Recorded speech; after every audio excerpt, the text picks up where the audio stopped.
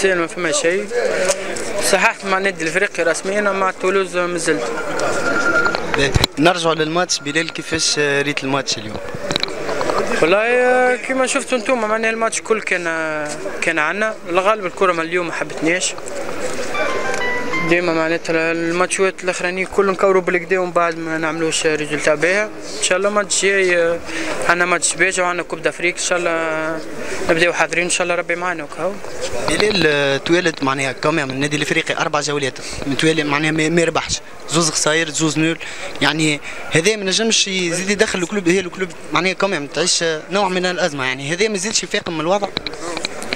والله صحيح هكا شفت معناتها صحيح دخلنا في أزمة النتائج. اليوم حبينا نفرحوا جمهورنا ترى معناها الماتش كله عنا الغالب. ما حبيناش اليوم نخرجوا ماتش نول، عملنا اللي علينا نتصوروا أكثر.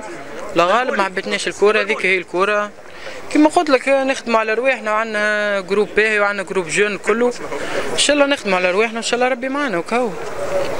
بلانتي بلال بلانتي جوارات كبار ضيعت ديل بييرو وبادجو كلهم ضيعوا باش ما نضيعش انا الغالب. هذيك هي الكوره وكاو.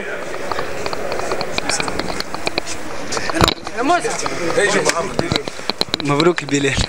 ودي مبروك علاش؟ ما ثم حد شيء، مازال ما ثم حد شيء.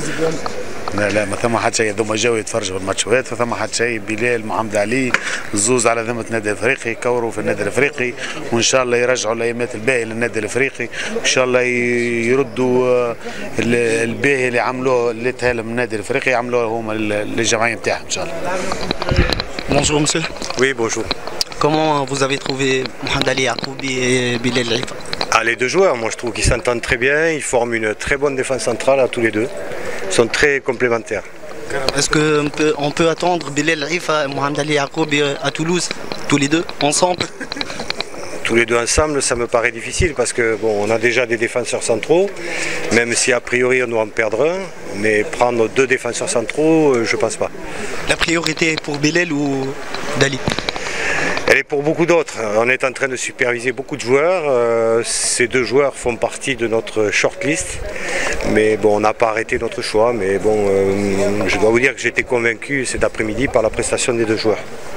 Donc, on peut dire que peut-être Bilal est pisté. C'est beaucoup trop tôt encore pour dire des choses. Mais il faut laisser faire le temps. Hein, et pas aller trop vite. Merci monsieur. Oui.